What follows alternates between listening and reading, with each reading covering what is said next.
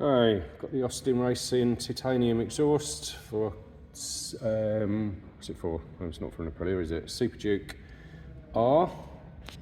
It's all in good nick, not damaged, not been scuffed or scraped. These are really probably the most aggressive exhausts you can get on the Superduke R, straight through exhaust.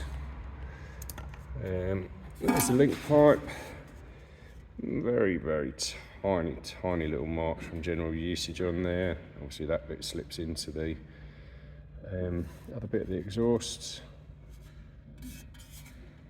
Little mark there. Ooh. That's the bit put in to go around the frame.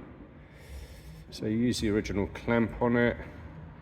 So really, it's very good nick. It's not damaged, over tiny little marks there, but not that you'd really see them. So it goes like that.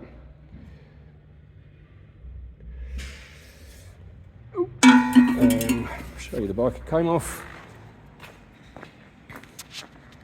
So 2018 Superduke R, there it is.